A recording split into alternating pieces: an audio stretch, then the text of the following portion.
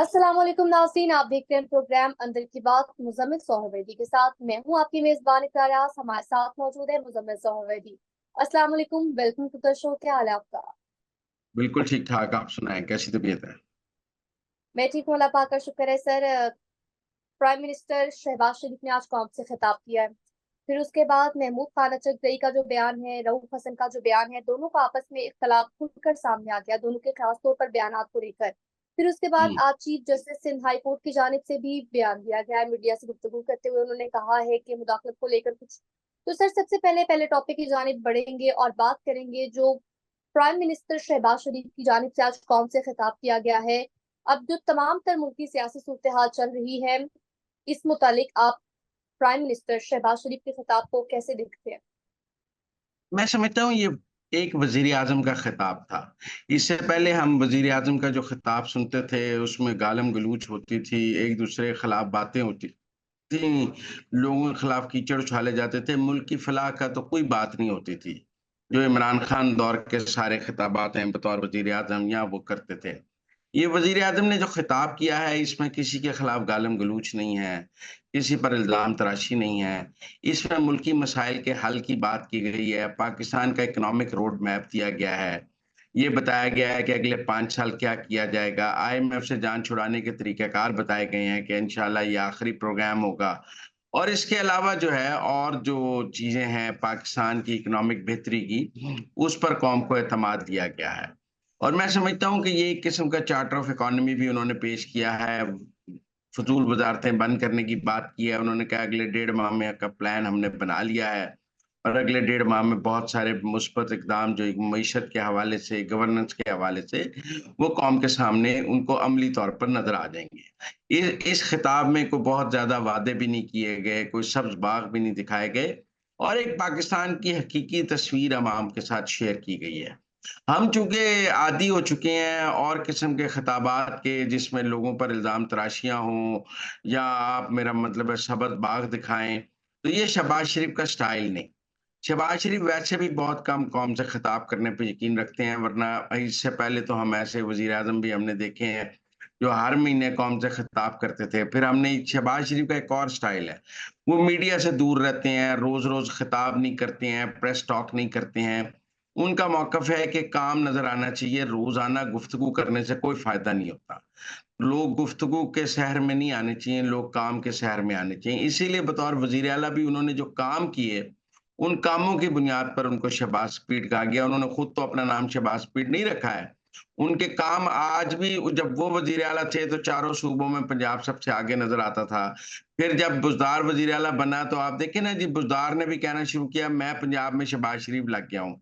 क्योंकि शहबाज शरीफ एक ब्रांड बन गया बतौर वज़ीर आला कि जो अगला भी आया उन्हें कहा मैं शहबाज शरीफ बनना चाहता हूँ। इसी तरह पर शहबाज शरीफ की ये आदत है कि वो ये चाहते हैं कि उनको खुद कम बोलना पड़े, बल्कि उनके काम बोलें और वो काम की बुनियाद पर अपने जो है रिकॉग्निशन चाहते हैं, वो कोई गुफ्तगू, तकरीरें और बयानियों पे इतना यकीन नहीं रखते। इसीलिए मुस्लिम लीग नून के लोगों को गिला भी रहता है कि वो बयानियाँ नहीं बनाते। लेकिन असल में वो बयानियाँ बनाने से ज़्यादा काम करने पे यकीन रखते हैं और उनका ख़्याल है कि जादू वही जो सर चढ़ के बोलता है, वो काम का जादू है। वो कोई इस तरह का जादू नहीं है कि आप रोज़ मेरा मतलब है किसी को गाली निकाल कर लोगों को शहर में गिरफ्तार कर लें या आप ये कर लें। मेरा ख़्याल है पाकिस्तान की पॉलिटिक्स मैच्योर हो गई है, अब लोग कहेंगे माज़ी में उन्होंने ऐसी तकरीरें की, माज़ी में ऐसी तकरीरें की।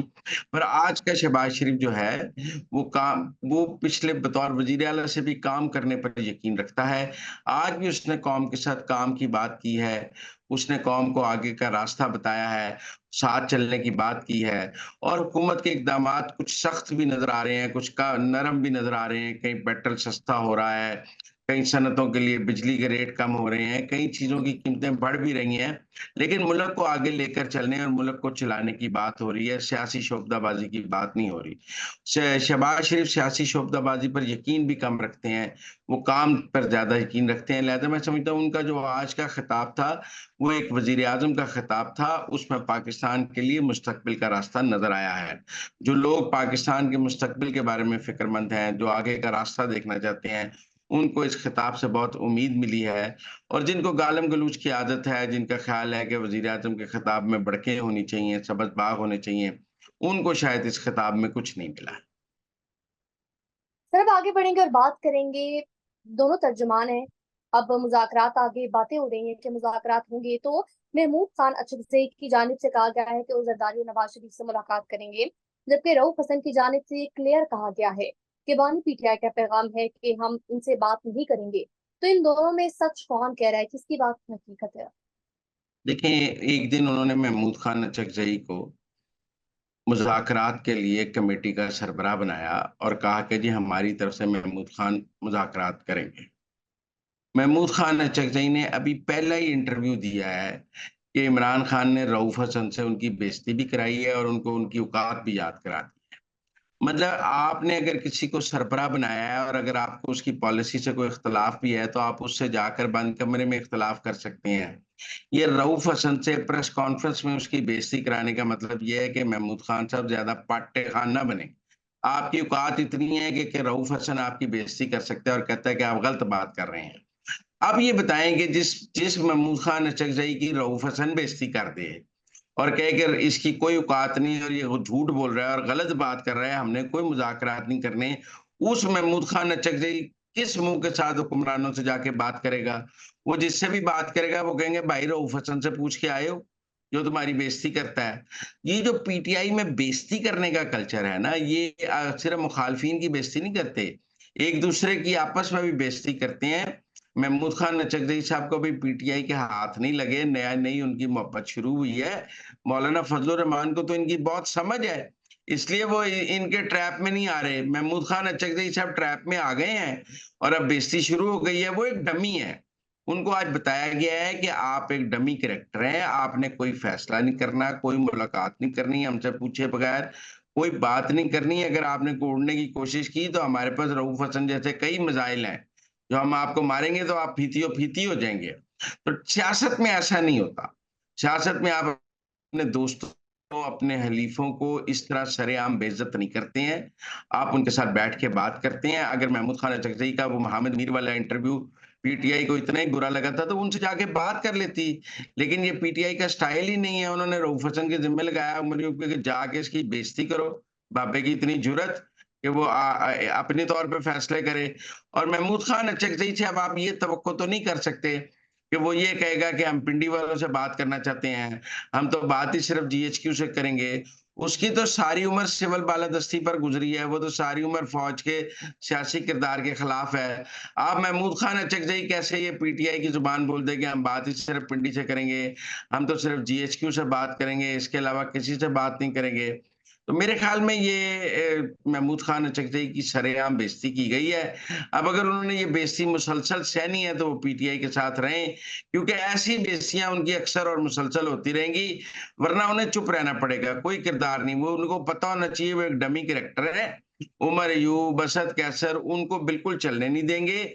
ज़रा-सा वो क्रीज से बाहर निकलेंगे तो रऊफ हसन जैसे कई उनके पीछे डाल दिए जाएँगे, जो उनकी टाँगें खींचेंगे, उनको काटने की कोशिश करेंगे और उनको गिराने की कोशिश करेंगे। तो ये अफ़सोसनाक अमर है, लेकिन ये पीटीआई का स्टाइल ऑफ पॉलिटिक्स है कि वो ना सिर्फ़ मुखालफिन के साथ ऐसे करते हैं, बल्कि अपने लोगों के साथ भी ऐसे ही करते हैं। सर अब आगे बढ़ेंगे और बात करेंगे, chief justice in high court Aqeel Abbasi ने कहा कि मुझसे कभी किसी ने कोई राब्ता नहीं किया और अदलिया की आजादी उसके फैसलों से नजर आती है।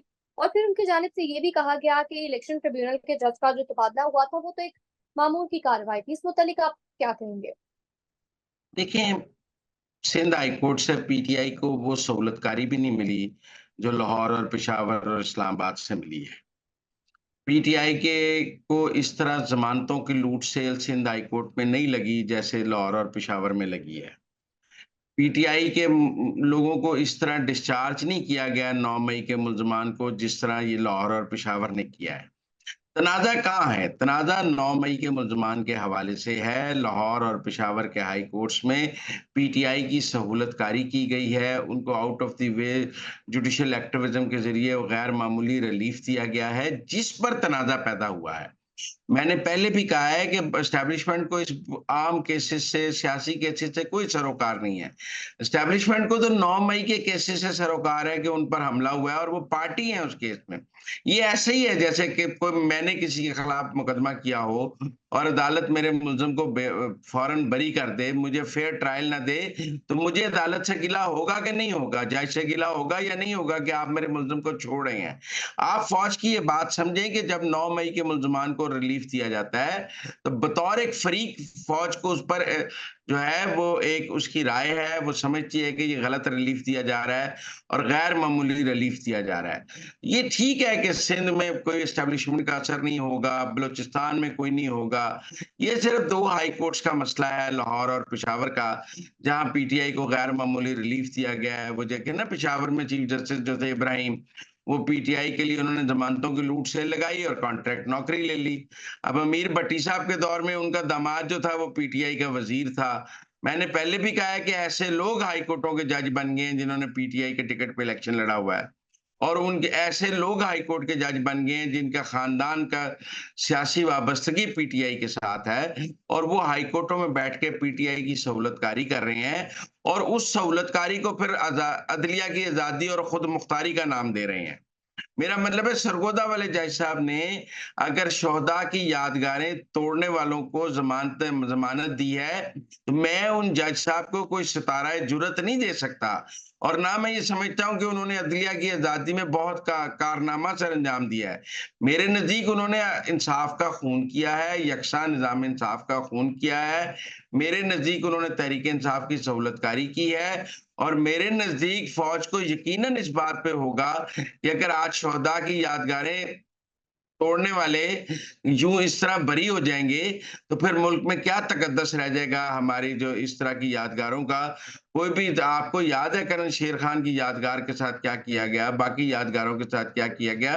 तो अगर सरगोदा के दहशतगर्दी के जज ने इन सब को एक दिन में बैक जुम्बश कलम जमानत दे दी है, तो कोई पाकिस्तान की खिदमत नहीं की है उसने, कोई अदलिया की आजादी का काम नहीं किया है, कोई उसने यकसा निज़ाम इंसाफ को का परचम नहीं बुलंद किया है। उन्होंने एक सियासी जमात की सहूलतकारी की है, कुछ दहशतगर्दों को, मुजरिमों को छोड़ा है, जिन्होंने कौमी विरसों को नुकसान पहुँचाया है और एक सियासी जमात को उन्होंने अब जो है सहूलत दी है। अगर इस सहूलतकारी पर अगर आवाज़ उठाई जाए और अदलिया कहे कि जी इसके नतीजे में जो है वो अदलिया की आज़ादी पर बड़ा कदगन आ गई है। अब देखिए ना लाहौर हाई कोर्ट ने जिस तरह ट्रिब्यूनल्स के मामले पर खुद ही नोटिफिकेशन कर दिया है और खुद ही सारा कुछ कर दिया है, जबकि उसका इख्तियार भी नहीं है, तो इसको हम judicial activism, rewriting of the constitution या एक्स्ट्रा कॉन्स्टिट्यूशनल काम ना कहें तो क्या कहें? आज जो काम आपका इख्तियार ही नहीं है, लेकिन आप एक सियासी जमात की सहूलतकारी के लिए वो इख्तियार इस्तेमाल कर लें, जो इख्तियार आपको आइन और कानून ने दिया ही नहीं है, वो आप एक जुडिशियल ऑर्डर के ज़रिए लेने लग जाएँ, तो फिर उसके जवाब में एस्टेब्लिशमेंट, हुकूमत क्या करे? तालियाँ बजाए। वो एहतजाज करेगी कि भाई ये अदलिया की आज़ादी का ये मतलब नहीं है कि आप एक सियासी जमात को सहूलतकारी करने लग जाएँ। अदलिया की आज़ादी का ये मतलब भी नहीं है कि आप सियासत में मुदाखलत करने लग जाएँ। अदलिया की आज़ादी का ये मतलब भी नहीं है कि आप एक सियासी जमात को बरी करते जाएँ। अब आप मेरी बात समझें। इमरान खान साहब ने एक लेडी जज को तड़ी लगाई जलसे में कि मैं आपको छोड़ूँगा नहीं और दूसरी तरफ सरगो और अतर मनिल्ला साहब ने उन्हें माफ कर दिया। कहा कोई बात नहीं, कोई बात नहीं, आप बस ठीक है, आपको माफ कर दिया जाता है। दूसरी तरफ जज साहब को शक है कि उनके घर का मीटर आईएसआई ने तोड़ा है। उनको शक है कि उनका जो ट्रांसफार्मर है वो आईएसआई ने तोड़ा है और उस शक की बुनियाद पर मतलब कोई यकीन नहीं है, कुछ सबूत नहीं है सरगोदा के जज के पास। उनके घर का सुई गैस का मीटर टूट गया है, वो समझते हैं आईएसआई ने तोड़ दिया है। उनके घर दफ्तर के बाहर का ट्रांसफार्मर उड़ गया है, वैसे तो मेरे घर के बाहर का ट्रांसफार्मर भी इस गर्मी में उड़ गया है। मैं भी क्या कहूँ कि मेरा ट्रांसफार्मर आईएसआई ने उड़ा दिया है। वो कहते हैं ये दोनों काम आईएसआई ने किए हैं, लिहाजा आईजी को और सबको बुलाकर। और वो इमरान खान जिसने जलसे में खड़े होके कहा मैं जज तुम्हें छोड़ूंगा नहीं, उसको माफ़ी है, लेकिन ये यहाँ आईएसआई को कटहरे में खड़ा कर देना है, यहाँ अदलिया की आज़ादी खतरे में पड़ गई है, वहाँ अतरबन साहब ने कहा कोई बात नहीं, चले बस आपको एहसास हो गया, हमने आपको छोड़ दिया। तो ये जो दो अमली है, ये जो यकसा निज़ाम इंसाफ की नफ़ी है, ये सब कुछ पाकिस्तान में अदलिया की आज़ादी की लड़ाई नहीं है, ये एक सियासी जमात की सहूलतकारी की लड़ाई है और ये एक सियासी जमात को जो अदलिया out of the way protection दे रही है, उसकी लड़ाई है। तो नाज़रीन, ये थी आज के अंदर की बातें। आपसे मुलाकात होगी अब अगले प्रोग्राम में। हमें दीजिए इजाजत, अनाने के बाद।